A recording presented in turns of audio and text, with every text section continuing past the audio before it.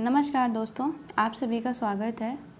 जैसा कि आप जानते हैं कि यूपीएससी पीईटी 2022 का नोटिफिकेशन आउट हो गया है और फॉर्म भी फिल किए जा रहे हैं। उम्मीद है आप सभी ने फॉर्म फिल कर दिया होगा और जिन्होंने भी नहीं किया कृपया वो लास्ट डेट का वेट ना करें, फॉर्म फिल कर दें। इस वीडियो में हम जानेंगे कि 60 डेज़ में कैसे हम यूपीएससी पीईटी के एग्ज़ाम में 90 प्लस का टारगेट कर सकते हैं। जी हाँ, 90 प्लस का टारगेट। 90 प्लस का टारगेट इसलिए बहुत ही ज़रूरी है क्योंकि आपने देखा कि सप्लाई इंस्पेक्टर की कट ऑफ 86 गई थी, तो हमें हमेशा एक कदम उनसे आगे हम लोग को यहाँ पर रहना होगा ताकि कोई भी अगर फर्दर एग्ज़ाम आता है तो हम लोग उससे वंचित ना रहें, है ना। अवसर मिलने चाहिए सभी लोगों को, तो इसके लिए हमें पीईटी में 90 प्लस का भी स्कोर करना होगा। एग्ज़ाम जैसा आप जानते हैं कि 18 सितंबर को बताया गया था पिछले कैलेंडर में और उम्मीद है कि वो टाइम पर ही होगा। तो इस हिसाब से हमारे पास में जुलाई है और अगस्त है और सितंबर के 18 डेज़ हैं। बट हम मेन पढ़ाई तो 2 महीने में ही करेंगे क्योंकि सितंबर में हमने प्रैक्टिस भी करनी होती है। तो चलिए हम देखते हैं कि 60 डेज़ में आप लोगों के लिए क्या स्ट्रैटेजी होनी चाहिए, क्या बुक लिस्ट होनी चाहिए जिससे आप लोगों को इस एग्ज़ाम में 90 प्लस का टारगेट अचीव हो सके। देखिए, सिलेबस अगर आप देखेंगे वेबसाइट पे जा कर के तो सिलेबस के अंदर 15 पॉइंट्स हैं और उन 15 पॉइंट्स को कवर अप करने के लिए पूरी तरीके से आपको सिर्फ और सिर्फ 2 किताबों की आवश्यकता है। जी हाँ, सिर्फ 2 किताबों की। सिर्फ 2 किताबों से पढ़ कर के भी आप अच्छे मार्क्स ला सकते हैं, बशर्ते आप उन्हें अच्छे से पढ़ें। तो चलिए देखते हैं हर एक पॉइंट के लिए कि कौन कौन सी बुक आपको चाहिए, यहाँ पर किस तरीके से आपने पढ़ना है। देखिए, पहला टॉपिक है हमारा भारतीय इतिहास। इसके अंदर कई सारे सब टॉपिक हैं जैसे कि सिंधु घाटी की सभ्यता, वैदिक संस्कृति, बौद्ध धर्म, जैन धर्म, मौर्य वंश, गुप्त वंश, हर्षवर्धन, राजपूत काल, फिर सल्तनत काल, ये आपका मेडिवल हिस्ट्री का भाग है, फिर मुगल साम्राज्य, ठीक है, और फिर मराठा और ब्रिटिश राज का अभ्युदय और ब्रिटिश राज का सामाजिक आर्थिक प्रभाव। तो ये भारत के इतिहास के अंदर इतने सारे सब टॉपिक्स आपको दिए गए हैं।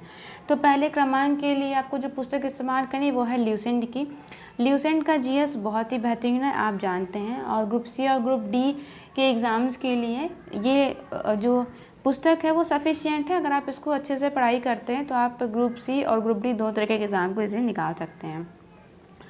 सेकेंड यहाँ पॉइंट है भारतीय राष्ट्रीय आंदोलन। भारतीय राष्ट्रीय आंदोलन ये मॉडर्न हिस्ट्री का भाग है और इसमें टॉपिक्स हैं स्वाधीनता आंदोलन के प्रारंभिक वर्ष, स्वदेशी तथा सविनय अवज्ञा आंदोलन, महात्मा गांधी तथा अन्य नेताओं की भूमिका, क्रांतिकारी आंदोलन और उग्र राष्ट्रवाद का उदय, विधायी संशोधन और ब्रिटिश इंडिया एक्ट 1935, भारत छोड़ो आंदोलन, आज़ाद हिंद फौज और नेताजी सुभाष चंद्र बोस।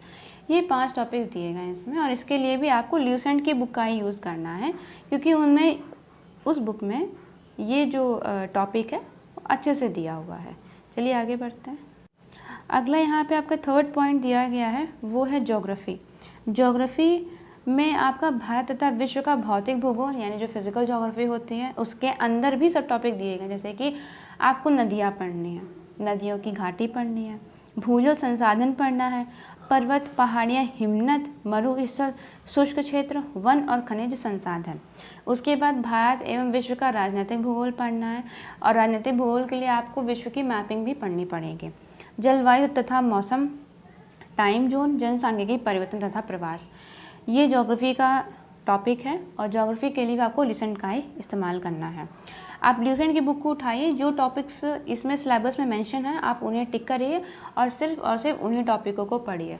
और अगर उन टॉपिक्स में आपको कोई प्रॉब्लम आती है तो आप सीधे यूट्यूब पर जाके सर्च कर सकते हैं।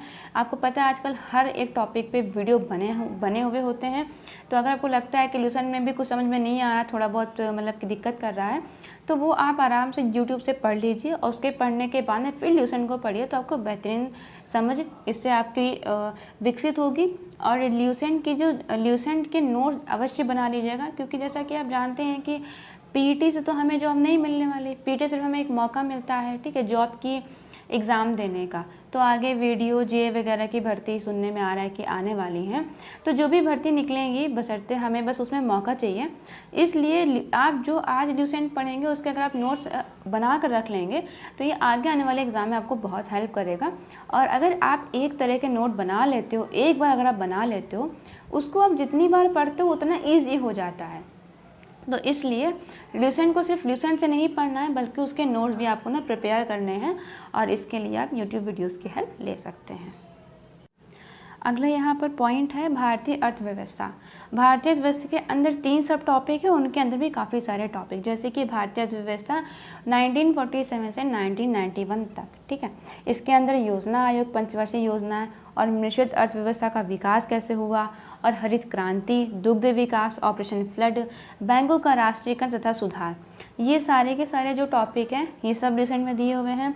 1991 में जो आर्थिक सुधार हुआ था, यानी उस समय जो LPG जो मतलब कि लाया गया था देश में, उसके बारे में, उसके बाद की अर्थव्यवस्था कैसे बदली, कैसे उसका इम्पैक्ट पड़ा, कैसे उसका सकारात्मक प्रभाव पड़ा हमारी अर्थव्यवस्था पे। फिर 2014 के पश्चात के आर्थिक सुधार। 2014 में मोदी गवर्नमेंट आने के बाद में जो सुधार हुए वो बहुत ही मेजर है, मतलब बहुत बड़े बड़े सुधार हैं। GST वगैरह का जैसे कि सुधार हुआ है, श्रम कानूनों में मतलब कि चेंजेस लाए गए हैं, और कई तरीके के यहाँ पे सुधार हुए हैं, कृषि सुधार हुआ है, ये सब जो हैं वो हुए हैं यहाँ पर। तो ये सब टॉपिक के बारे में अभी आपको पढ़ना, और ये सब भी ल्यूसेंट में दिया हुआ है अच्छे से, बशर्ते आप उसे ढूंढ लें। अगर इकोनॉमी आपको पढ़ने में कोई प्रॉब्लम आ रही, समझ में नहीं आ रहा, तो ये भी आप यूट्यूब से हेल्प ले सकते हैं।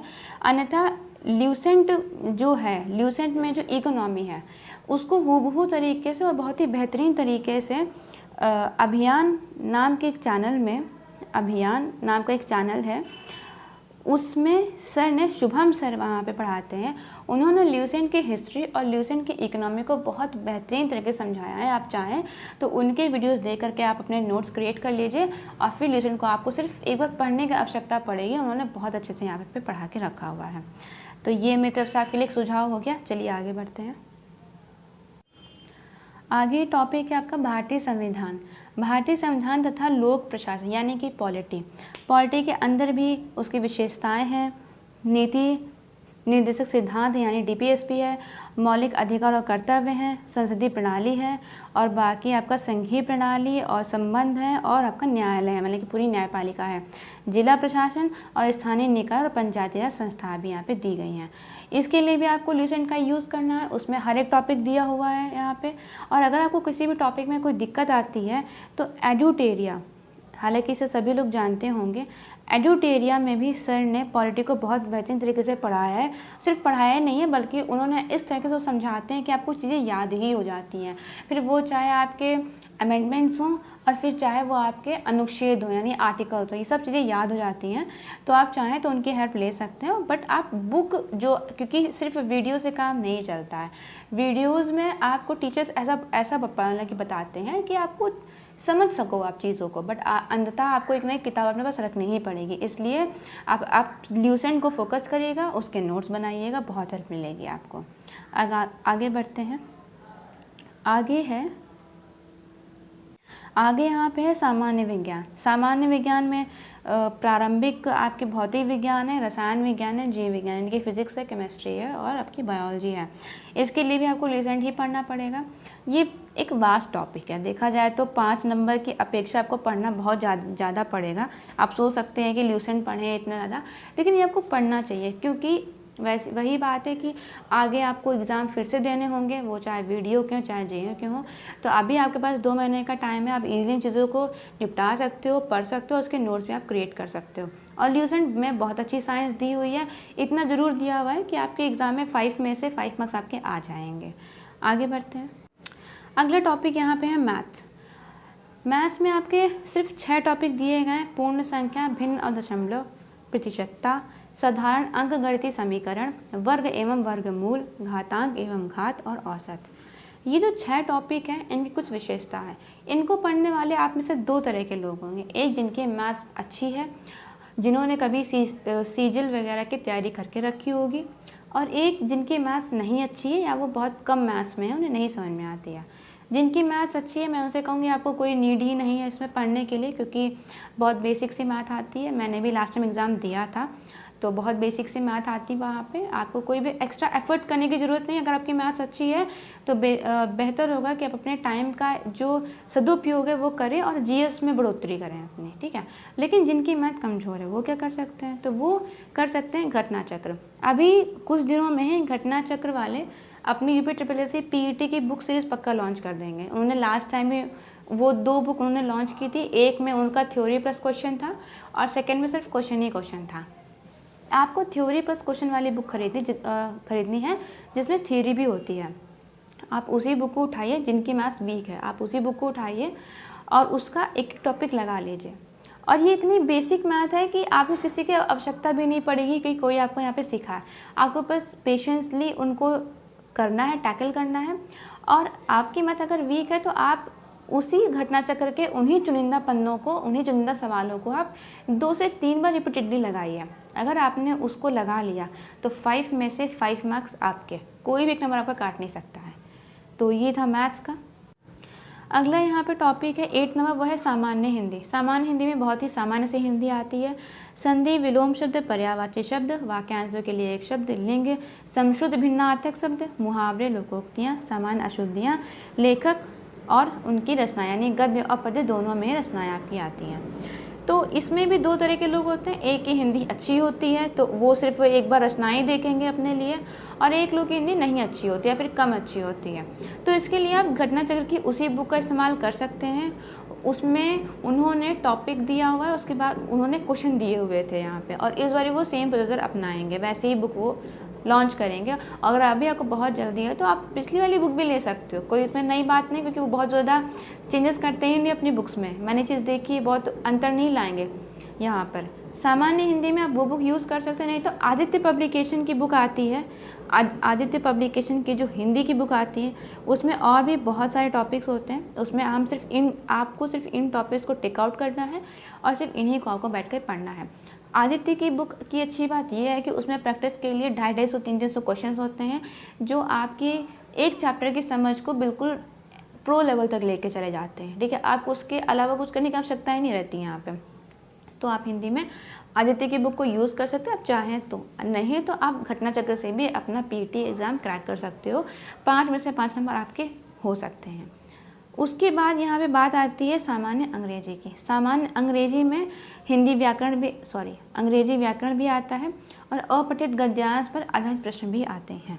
अंग्रेजी में भी वही हाल है कि 2 तरह के लोग होते हैं, जिनकी इंग्लिश अच्छी होती है, जिनकी कम अच्छी होती है। तो जिनकी अच्छी होती है उनको मैं रिकमेंड करूँगी आप इसमें टाइम वेस्ट बिल्कुल ना करें, क्योंकि बहुत सिंपल सी उसमें आती है। और जिनकी इंग्लिश कम अच्छी है वो लोग घटना चक्र की बुक को ही आधार बना करके उसी के दिए हुए टॉपिक्स को बार बार कंप्लीट करें। जो विषय आपका कमज़ोर है उसमें एक बार नहीं 2 से 3 बार आप लगाएं। अगर आपकी इंग्लिश कमज़ोर है तो घटना चक्र के उन्हीं पन्नों को, उन्हीं टॉपिक्स को आप 2 से 3 बार रिपीटेडली करें। आपका 5 में से 1 नंबर भी नहीं कटने वाला है, क्योंकि बेहद सिंपल लेवल होता है PET का। हालांकि पिछली बार के PET से इस बार का PET इसे थोड़ा सा बढ़ेगा, लेकिन वो उतना नहीं बढ़ाएंगे कि बिल्कुल ही हाई लेवल कर दें और बिल्कुल पीसेस के लेवल का वो वहाँ पे आपको जाके पकड़ा दें। CSAT नहीं बनाने जा रहे हैं वो PET ही बनाएंगे और बहुत हाई लेवल नहीं करेंगे। अगला टॉपिक है आपका रीजनिंग में सेम यहाँ पे आपको घटना चक्र की बुक का यूज़ करना है, क्योंकि उन्होंने इन्हीं टॉपिक्स को दिया होगा जो यहाँ पे दिए गए लाइन से टॉपिक्स दिए गए हैं। आप बुक उठाइए, हर एक चैप्टर वहाँ का प्रैक्टिस करिए, जो क्वेश्चन दिए गए हैं उनको 2 से 3 बार लगा लीजिए अगर आपका वीक है तो। जिनकी अच्छी है उनको कोई नीड ही नहीं है, उनको बस एक बार कैलेंडर और जो घड़ी वाला जो चैप्टर है वो एक बार भले देखना पड़ता है, क्योंकि इसमें कुछ ना वो फॉर्मूलाज वगैरह होते हैं जो हम लोग को लर्न करने पड़ते हैं, कभी कभी भूल जाते हैं हम लोग जो कॉन्सेप्ट उसके होते हैं। तो आपको ये भले देखना पड़े, अदरवाइज सब सिंपल आता है, कोई कठिन उसमें बात नहीं है। जिसकी वीक है वो बेशक घटना चक्र की बुक को लगाए, 2 से 3 बार लगा लें। कोई भी टॉपिक अगर आपको इसमें से नहीं आता है तो आप इजीली यूट्यूब पे सर्च करेंगे, आपको बहुत सारी वीडियोस मिल जाए, कोई भी एक वीडियो उठाइए और उसको देख लीजिए। ये सिंपल लॉजिक होता है। आप ये मत उम्मीद करें कि कोई बंदा आके आपको पढ़ाएगा, बिल्कुल ही क्लासेस देगा। आपको खुद से पढ़ना है। आप कॉम्पिटिटिव एस्पिरेंट हैं तो आपको वही अप्रोच रखनी है। अगला बहुत इम्पॉर्टेंट यहाँ पे बात है करेंट अफेयर। ये 10 नंबर की आती है, इसको हम किसी भी तरीके से हल्के में नहीं ले सकते, लेना भी नहीं चाहिए, क्योंकि 10 मार्क्स की है यहाँ पे। तो इसमें कैसे करें? देखिए, करेंट अफेयर का ना जो स्तर है वो तो ठीक ठाक रहता है, लेकिन वो व्यापक बहुत है। यानी कि कोई भी चीज़ का टॉपिक अगर होगा तो वो कहो इतना सा हो, बट करंट अफेयर का इतना सा होता है, बहुत सारा होता है करंट अफेयर। और करंट अफेयर की कोई इंतहा नहीं होती है, बहुत होता है, वास्ट होता है। आपको करना क्या है, क्या आपको डेली पढ़ना है? नहीं, आपको डेली नहीं पढ़ना है करंट अफेयर, ना आपको वीकली पढ़ना, आपको मंथली पढ़ना है। करंट अफेयर के लिए यहाँ पे पीटी का एग्ज़ाम है, सो बहुत हाई लेवल नहीं है। लास्ट में आपने देखा भी था 5 से 6 क्वेश्चन सिंपल ही थे, हाँ 3-4 क्वेश्चन टफ थे। और देखिए करंट अफेयर में एक चीज़ और भी है, अगर आयोग ने ये चाह लिया कि हम आपको क्वेश्चन नहीं करने दें करंट अफेयर का, तो आप नहीं कर सकते। तो आप चाहे 40 मैगजीन पढ़ लें या 4 पढ़ें या 1 पढ़ें, अगर नहीं करने देंगे तो वो आपको नहीं करने देंगे, हम आप नहीं मिलकर कर पाओगे यहाँ पे, ठीक है। इसके लिए सिंपली आप सितंबर के टाइम पे, जब सितंबर हो आपका, तो क्योंकि 18 सितंबर को एग्ज़ाम है तो 20 दिन पहले तक का वो करंट अफेयर से पूछेंगे। सितंबर के टाइम पे पीटी के लिए कई जो पब्लिकेशंस हैं वो करंट अफेयर की मैगजीन को पक्का निकालेंगी, जिसमें उन्होंने लास्ट टाइम तक की करंट अफेयर उन्होंने अपडेट किया था। वो घटनासार की भी हो सकती है, घटना चक्र की भी हो सकती है, और यूथ की, मतलब बहुत सारी वो निकलती है करंट अफेयर की मैगजीन। कोई भी आप मार्केट में जाइए, कोई भी एक मैगजीन आप ले आइए, ठीक है। सितंबर के स्टार्टिंग में जाके ले आइएगा और उस मैगज़ीन को 3 से 4 दफ़े आप पढ़ लीजिए। आप ये डिसाइड कर लीजिएगा कि अगर उस मैगज़ीन से कोई क्वेश्चन बनता है तो वो मेरा सही होगा, उसके अलावा कहीं बनता है तो वो मेरी जिम्मेदारी बिल्कुल भी नहीं है। और यकीन मानिए मैगज़ीन चाहे कोई भी हो, वो आपको 7 से 8 ही सवाल सही करवा सकती है, उससे ज़्यादा वो नहीं करा पाएगी। 2 या 3 सवालों के लिए हम इधर उधर से पढ़ें या बहुत सारा पढ़ें, ये कोई समझदारी वाली बात नहीं होती, क्योंकि हमें मार्क्स गेन करने हैं, हमें स्कोर हाई करना है और हमें थोड़ा सा टेक्निकली इस चीज़ को टैकल करना पड़ेगा। उम्मीद है आपको बात अच्छी लगेगी। आगे देखते हैं। अगला टॉपिक है जो 12 नंबर है, वो है सामान्य जागरूकता। सामान्य जागरूकता में देखिए ये इन्होंने कुछ टॉपिक्स यहाँ पे दे के रखे हो। ये यहाँ पे ना पर्यावरण भी है, ध्यान रखिएगा, इधर का पर्यावरण भी है। देखिए इसमें से कई टॉपिक आप पहले ही कंप्लीट कर चुके होंगे, जैसे कि ये वाला, ये ना पॉलिटी का है, ये आपका हो चुका होगा। राज्य और प्रदेश, इसके बारे में आपने ज्योग्राफी में पहले ही पढ़ लिया होगा। देश, राजधानी और मुद्रा, ये अगर आप ल्यूसेंट में यदि आप वर्ल्ड ज्योग्राफी मतलब पढ़ोगे तो वहाँ पे टॉपिक दिया हुआ है। पड़ोसी देशों के बारे में आपने ज्योग्राफी में आपने पढ़ लिया होगा।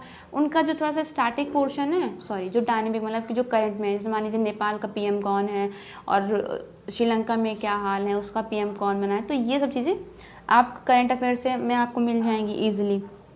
और बाकी पर्यटन हो गया, कला संस्कृति, ये सब चीज़ें, इन सब के लिए इन सब के हिसाब से टॉपिक वाइज घटना चक्र वालों ने लास्ट टाइम भी कंपाइल करके रखा था और बहुत बेहतरीन कंपाइलेशन थी।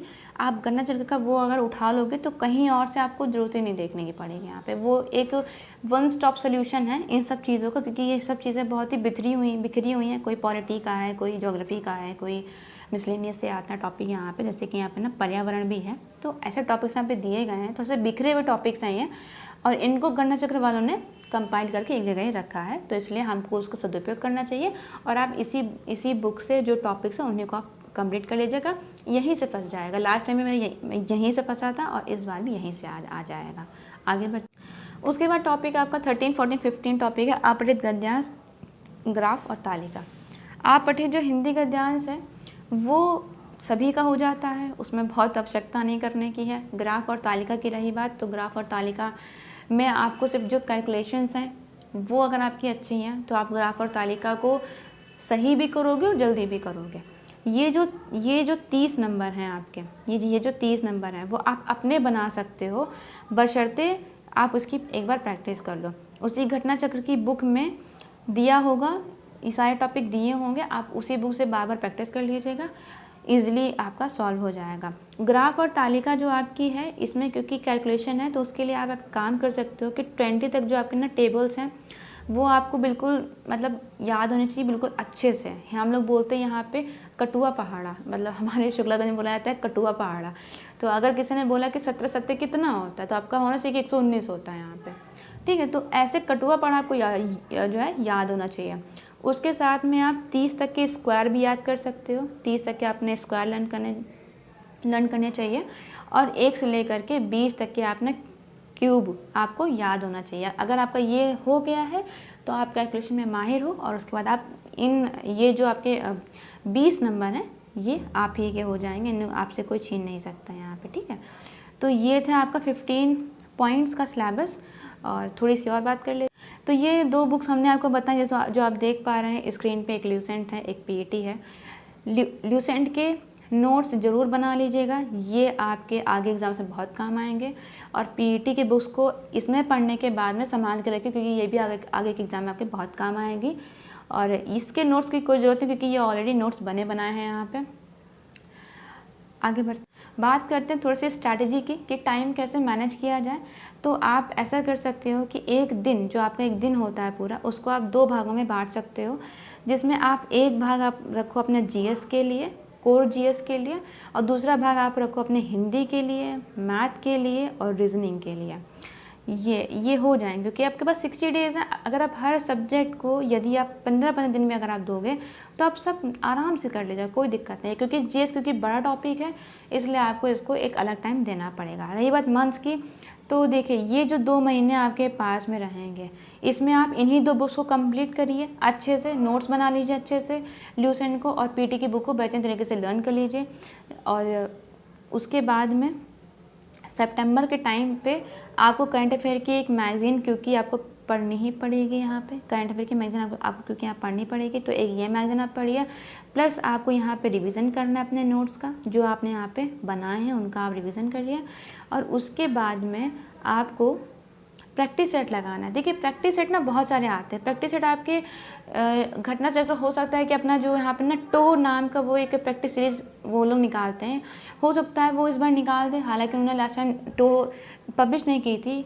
बट और बहुत सारे पब्लिकेशंस हैं, बल्कि जो कोचिंग वाले भी हैं वो लोग भी यहाँ पे निकालते हैं। तो आप चाहें तो कोई भी एक प्रैक्टिस सेट, 4-5 नहीं, सिर्फ 1 या 2 प्रैक्टिस सेट आप बस हटते नहीं उसको ले आइए और सॉल्व करके देख लीजिए, और बार बार अपने नोट्स को आप रिवाइज कर लीजिए। उसके साथ में एक बहुत ज़रूरी बात यहाँ पे है, वो है यूपी पीईटी जो हुआ था आपका, कब हुआ था? 2021 में।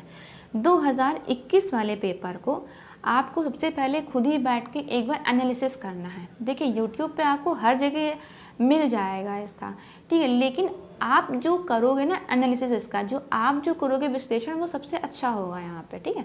तो इसलिए सबसे पहले आपको 2021 के दोनों पेपर्स का विश्लेषण करना चाहिए जो है, और फिर उसके बाद अपने बुक्स और जो घटना चक्र है उस पर आपको जाना चाहिए। क्योंकि अगर कोई सबसे बेहतरीन प्रैक्टिस सेट है तो वो पिछले बार के वो 2 पेपर्स ही हैं, उनसे बेहतरीन सेट कोई नहीं हो सकता है यहाँ पे, ठीक है। इसलिए आप सितंबर में ये 2 काम कर सकते हैं। तो आपका बहुत बहुत धन्यवाद वीडियो देखने के लिए। उम्मीद है आपको मेरी बात पसंद आई होगी। आप best of luck for examination. उम्मीद है कि आप और हम मिल करके 90+ का स्कोर करेंगे यहाँ पे।